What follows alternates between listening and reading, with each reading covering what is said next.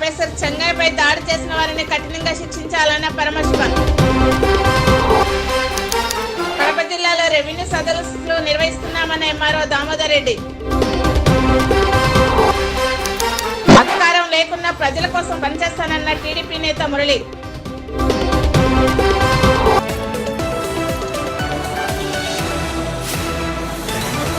తిరుపతిలో శ్రీ చెల్లప్ప మేస్త్రి memorial Ambedkar Bhavan committee ఆధ్వర్యంలో భారత రాజ్యాంగ నిర్మాత డాక్టర్ బాబాసాహెబ్ అంబేద్కర్ వర్ధంతి వేడుకలు ఘనంగా జరిగాయి. ఈ సందర్భంగా తిరుపతి అంబేద్కర్ భవన్ కమిటీ చైర్మన్ పరమశివన్ మాట్లాడుతూ డాక్టర్ బాబాసాహెబ్ అంబేద్కర్ రాసిన రాజ్యాంగానికి ముప్పు ఏర్పడిందని ఆవేదన వ్యక్తం చేశారు. ఎస్వి యూనివర్సిటీ ప్రొఫెసర్ చెంగయ్యపై దాడి చేసిన వారిపై అట్రాసిటీ కేసు నమోదు చేయాలని ప్రభుత్వాన్ని డిమాండ్ చేశారు.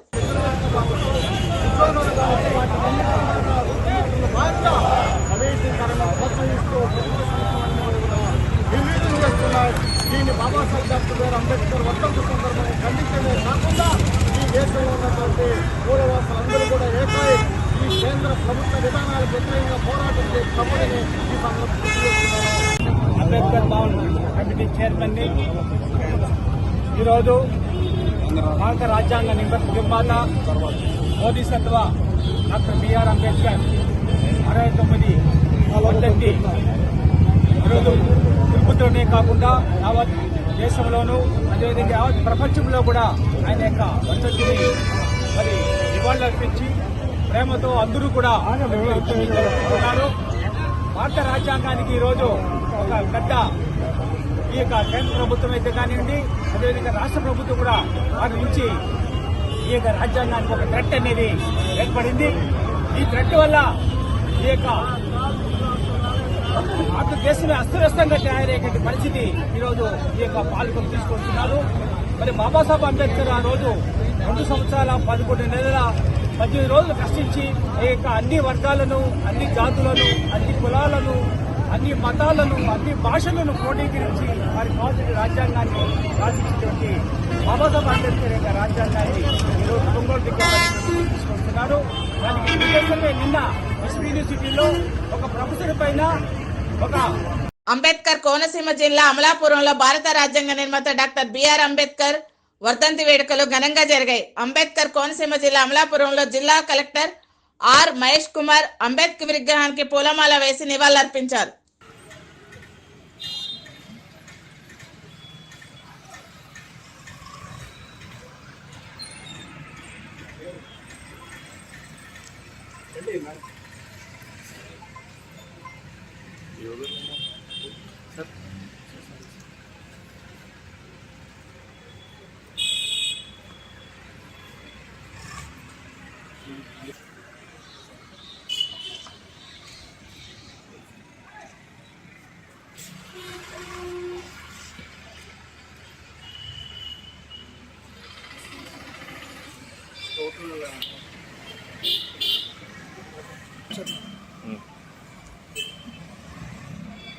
ఓకే.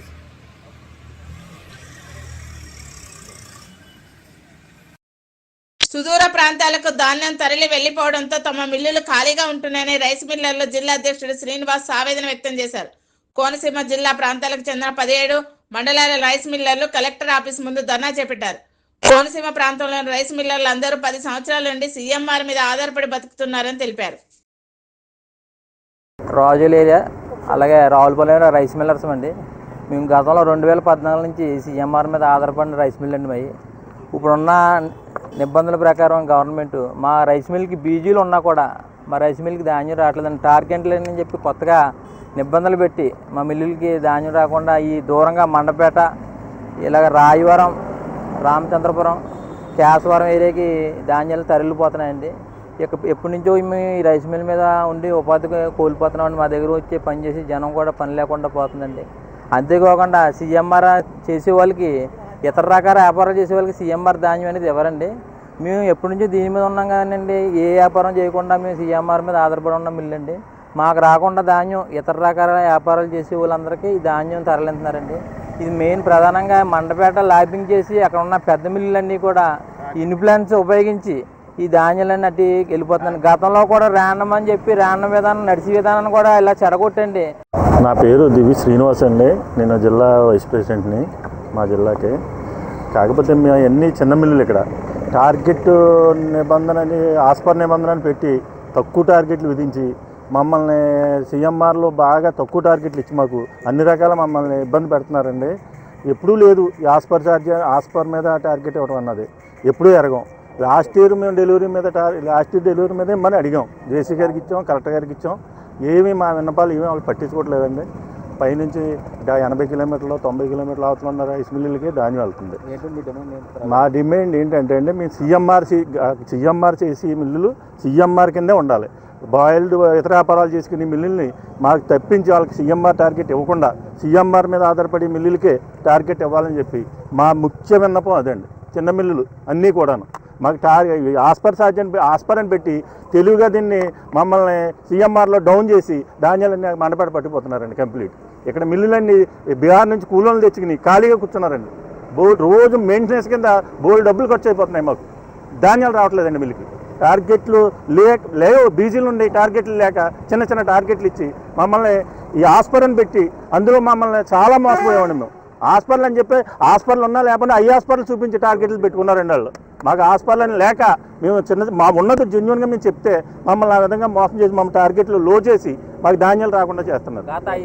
కాకినాడ జిల్లా తూని పట్టణంలో వైశ్యరాజు జ్యువెలరీ వారి నూతన షోరూమ్ ని మున్సిపల్ చైర్పర్సన్ ఏలూరి సుధా బాలు జ్యోతి ప్రజ్వలన చేసి ప్రారంభించారు. ఈ సందర్భంగా Vaishyaraju jewellery managing director Vaishyaraju Bhadragiriraju మాట్లాడుతూ పశ్చిమ గోదావరి జిల్లాలో తమ మొదటి షోరూమ్ ను తూని పట్టణంలో ప్రారంభించామని చెప్పారు.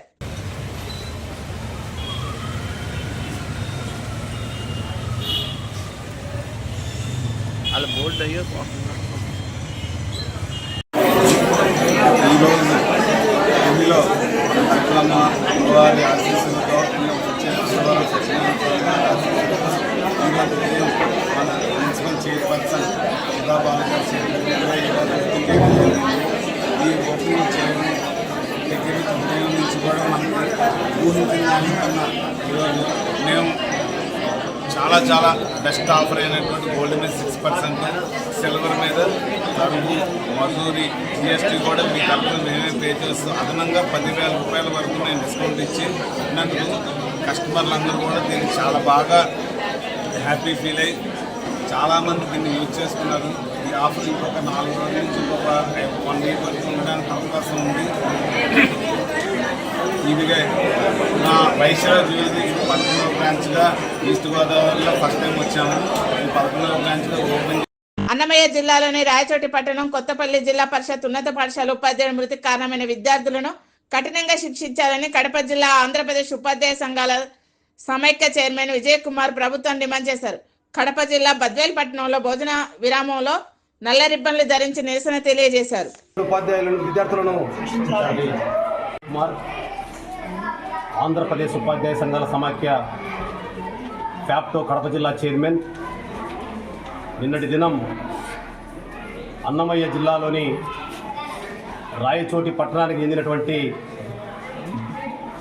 కొత్తపల్లె జిల్లా పరిషత్ ఉన్నత పాఠశాలలో ఫిజికల్ సైన్స్ అసిస్టెంట్గా పనిచేస్తున్నటువంటి ఇజాజ్ అహ్మద్ గారు అక్కడ ఉన్నటువంటి విద్యార్థులలో కొంతమందిని అల్లరి చేయవద్దని చెప్పి వారించినందుకు తరగతి గదిలోనే ఉపాధ్యాయుని పైన విచక్షణారహితంగా దాడి చేసి ఆ ఉపాధ్యాయుడిని హత్య చేయడం జరిగింది.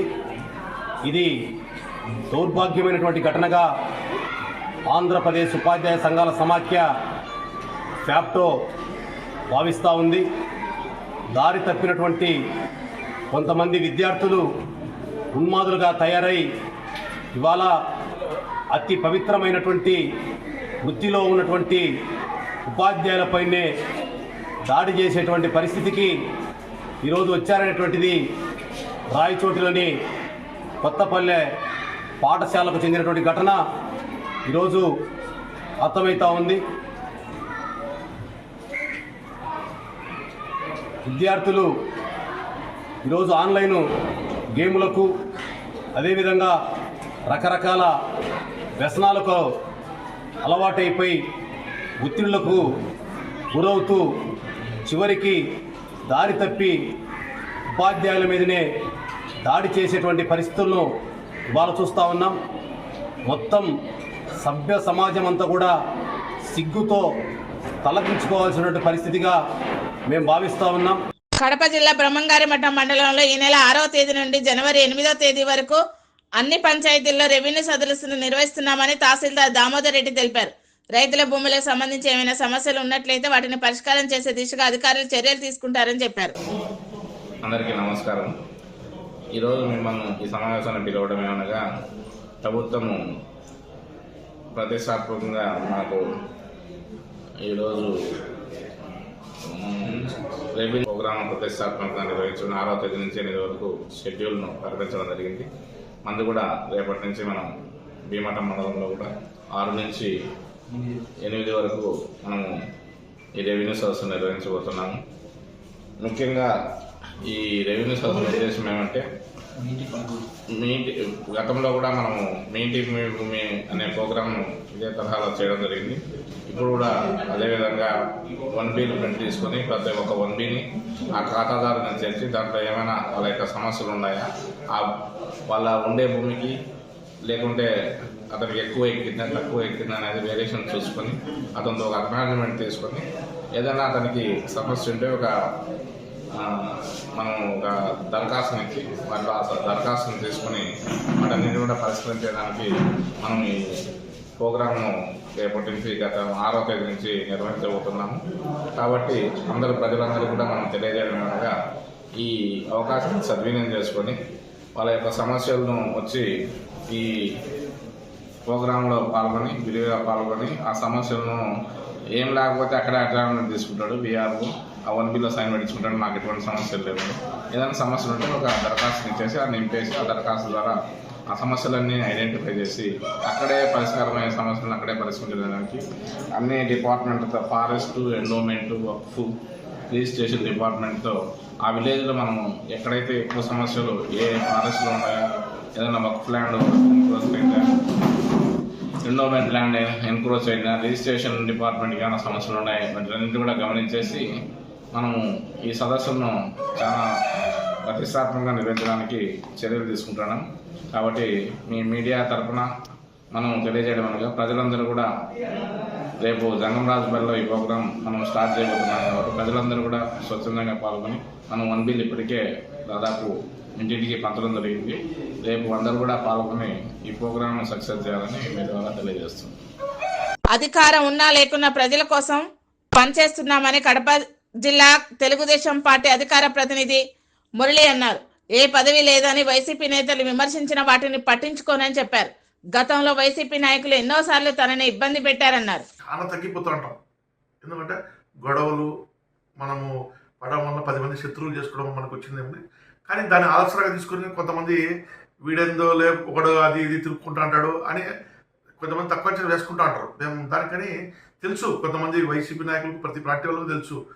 కానీ నేను చెప్పేది ఏంటంటే ఒక్కటి, ఎప్పటికీ కానీ రాజకీయాలు ఉన్నప్పుడు మనల్ని విమర్శించే వాళ్ళు ఎక్కువ మంది ఉంటారు, కామెంట్ చేసే వాళ్ళు ఉంటారు.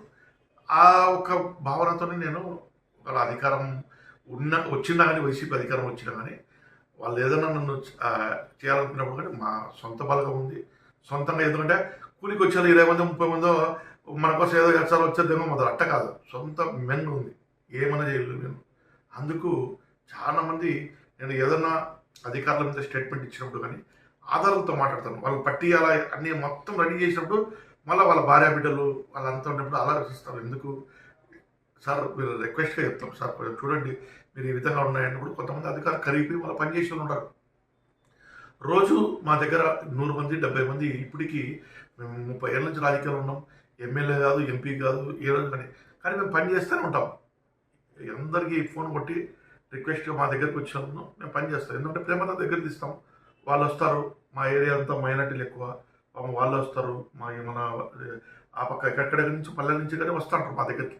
కానీ నేను ఒకటి వాళ్ళకందరికీ పని చేసి పెట్టడం మా లక్ష్యం. కాబట్టి అధికారం ఉన్నా లేకున్నా నేను అధికారులతో మాట్లాడి 90% వరకు సక్సెస్గా పోతూ ఉంటాం. ఎందుకంటే ఈరోజు కానీ ఈ రాయలసీమలో కాకుండా ఈరోజు నాకు ఈస్ట్ గోదావరి, వెస్ట్ గోదావరి, విజయనగరం వంటి ఫాలోవర్స్ ఎందుకు ఏర్పడ్డారంటే అర్ధరాత్రి ఎవరన్నా మా కమ్యూనిటీలు ఫోన్ చేసి సంఘంలో ఉండే ఈ విధంగా జరిగిందంటే నేను కొంతమంది ఎస్పీలతో కానీ కలెక్టర్లతో అక్కడ ఉండే చాలా సార్లు మాట్లాడాను ఏటమైనా కానీ మా వాళ్ళకి సమస్య వచ్చినప్పుడు. అందుకు నాకు ఇవ్వాలని పదవి కాపు కార్పొరేషన్ పాపం వాళ్ళ స్టేట్మెంట్స్ కానివ్వండి రాయసభ రకరకాలుగా చెప్తా పాపం వాళ్ళు నన్ను ఇప్పటికీ అభిమానిస్తుంటారు. కానీ తెలుగుదేశం పార్టీలో మాకు మంచి అవకాశం వస్తుందని అనుకుంటాను. ఎందుకంటే స్థానిక ఎమ్మెల్యే గారు కానీ మా వాసు గారు కానీ ఎప్పుడైనా మాకు అవకాశం ఇస్తారు. ఎందుకంటే అది నేను శ్రీనివాసరెడ్డి గారిని ఎప్పటి నుంచి కాదు, ఆయన కుటుంబాన్ని వాళ్ళ తండ్రి గారు ఎప్పటి నుంచి మాకుండే ఇది అనుభవం. అది శ్రీనివాసరెడ్డి గారికి నా మీద ప్రేమ ఎక్కువ. అంటే మురళి ఏదైనా చేయగలుగుతాడు, స్ట్రైట్ ఫార్వర్డ్ ఉంటాడగలుగుతాడు, మాట్లాడగలుగుతాడు అనేది ఆయనకు తెలుసు. ఎందుకంటే నేను ఇతర నాయకుల మాటగా ఎవరన్నా చాలా మంది టీవీలు అక్కడ వాళ్ళని విమర్శిస్తుంటారు, నేను అటాక్ చేయగలుగుతా. కడప జిల్లా బద్వేల్ పట్టణంలో ఏపీ దళిత సమైక్య ఆధ్వర్యంలో భారత రాజ్యాంగ నిర్మాత బిఆర్ అంబేద్కర్ వర్ధంతి వేడుకలు ఘనంగా జరిగాయి. ఈ సందర్భంగా ఏపీ దళిత సమైక్య రాష్ట్ర అధ్యక్షులు కొత్తపల్లి ఎల్లయ్య మాట్లాడుతూ డాక్టర్ బిఆర్ అంబేద్కర్ కల్పించిన హక్కులను ప్రభుత్వం అమలు చేయాలని డిమాండ్ చేశారు. మాస్టర్ కి టీవీ కడప జిల్లా కోఆర్డినేటర్ ముండ్లపాటి పిచ్చయ్య మాట్లాడుతూ అంబేద్కర్ ఆశయ సాధన కోసం ప్రతి ఒక్కరూ కృషి చేయాలన్నారు.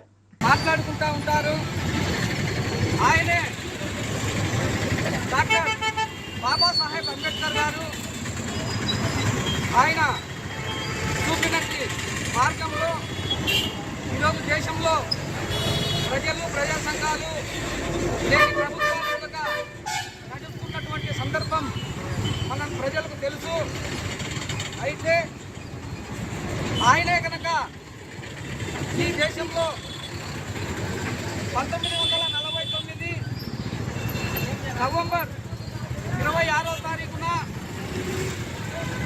భారత రాజ్యాంగాన్ని అందించకుండా ఉంటే ఏమైపోయేదో ఈ దేశం, ఒక కట్టుబాటు లేకుండా ఏమైపోయేదో ఈ దేశం అని చెప్పేసి సందర్భంగా గుర్తు చేస్తున్నాం.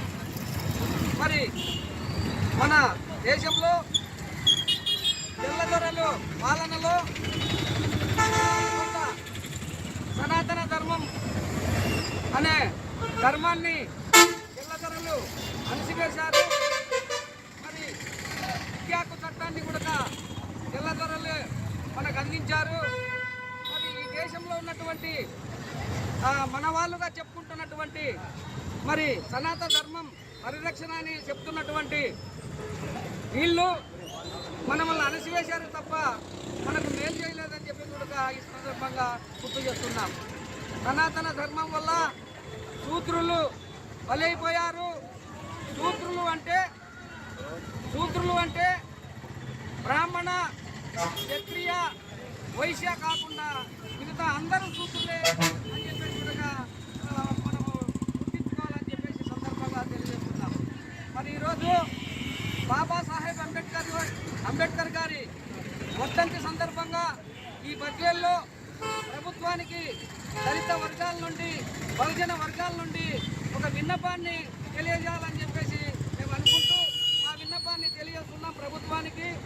అయ్యా, డాక్టర్ బాబాసాహెబ్ అంబేద్కర్ గారు కుల నిర్మూలన జరగాలని చెప్పేసి మాట్లాడాడు. కుల నిర్మూలన అంతం కావాలని చెప్పేసి భారత రాజ్యాంగంలో ఆర్టికల్ 17 పొందుపరిచాడు. మరి అలాగే చట్టం ముందు అందరూ సమానులే అని చెప్పేసి ఆర్టికల్ 14ని భారత రాజ్యాంగంలో ప్రవేశపెట్టడం జరిగింది. మరి చట్టం ముందు అందరూ సమానులే అని రాజ్యాంగంలో ఉంది, కానీ మరి చట్టం ముందు అందరినీ సమానంగా ఇంతవరకు చూడడం లేదని చెప్పేసి కూడా ఈ సందర్భంగా గుర్తు చేస్తున్నాం.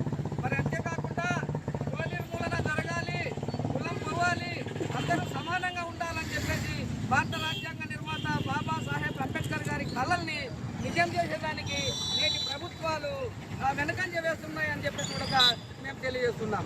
మరి అంతేకాకుండా ఈ దేశంలో పేదరిక నిర్మూలన గణనీయంగా ఉంది. ఈ పేదరిక నిర్మూలన తగ్గాలంటే పేదరిక నిర్మూలన కోసం రాష్ట్ర ప్రభుత్వాలు కృషి చేయాలని చెప్పి చూడక మేము ఈ రాష్ట్ర ప్రభుత్వాన్ని, కేంద్ర ప్రభుత్వాన్ని డిమాండ్ చేస్తున్నాం. మరి అంతేకాకుండా మరి పేదరికం తగ్గాలి, అందరూ బాగా బ్రతకాలి అంటే వెనుకబడిన వర్గాలకు బ్యాక్లాగ్ పోస్టులను, ఎస్సీ ఎస్టీ బ్యాక్లాగ్ పోస్టులను వెంటనే రిలీజ్ చేయాలని చెప్పేసి ఈ ప్రభుత్వాన్ని మేము డిమాండ్ చేస్తున్నాం.